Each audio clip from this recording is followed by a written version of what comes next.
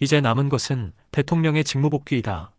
어제 이재명이 공직선거법 항소심에서 무죄를 받아 민주당과 이재명 쪽은 무척이나 고무되어 있는데 앞으로의 시간은 이재명 편이 되지는 않을 것이다. 현재 헌재에서 쉽게 대통령 탄핵에 대한 결정을 짓지 못하고 결국 4월로 넘어가게 되었는데 이렇게 결정을 짓지 못하는 것은 대통령 탄핵 인용에 대한 의견이 모아지지 않고 재판관들이 각자의 의견을 뚜렷하게 내세워서 기각이나 각하가 될 상황이기 때문에 문영배 헌재 소장 대행이 쉽게 선고일자를 잡지 못하고 질질 끌고 있는 것이다. 이제 헌재에서 내릴 수 있는 결론은 만약 4월 18일 문영배와 이미선 재판관의 퇴임일 전에 어떻게든 선고를 하는 것과 문영배가 퇴임까지도 선고를 하지 않고 퇴임하는 것이다. 그런데 두 가지의 선택이 모두 대통령이 직무복귀를 하게 되어 있는 결론이다. 현재 헌재 재판관 중에 보수 성향의 재판관 정영식, 조한창, 김복형은 한덕수의 탄핵 판결로 볼 때 절차적 중요성과 법리적 측면을 매우 중요하게 여기는 성향으로 보여지기 때문에 절대로 탄핵 인용 의견을 내지 않을 것으로 추정되고 있다. 이런 추측의 배경에는 민주당이 40여 개 임명에 목을 매고 있다는 사실이 바탕이 되고 있는 것이다. 현재 탄핵 인용 쪽이 5명이기 때문에 40을 임명해서 6명의 의견으로 대통령을 탄핵하려고 하는 것이다. 매일같이 한덕수 권한 대행을 협박하며 40을 임명하라고 하는 것은 40이 임명돼도 대통령 탄핵 심판에 참여하려면 재판갱신 절차를 거쳐야 하는데 아무리 빨라도 열흘 이상은 소요되는 것이다.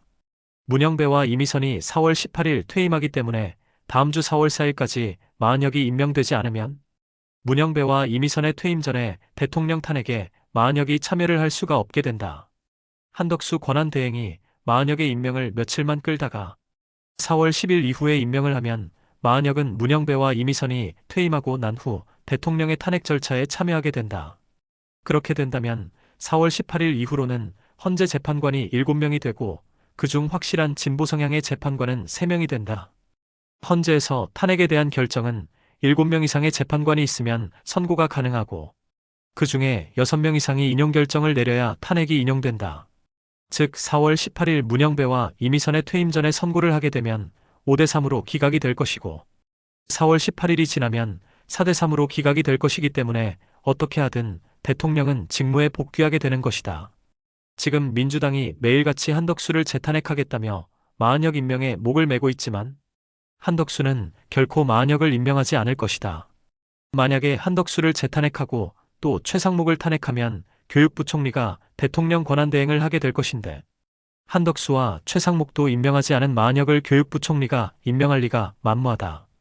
그렇다고 민주당이 끝없이 이것을 문제 삼아 계속 탄핵을 한다면 국민적 역풍이 매우 심해질 것이기 때문에 그렇게 할 수도 없는 상황이다.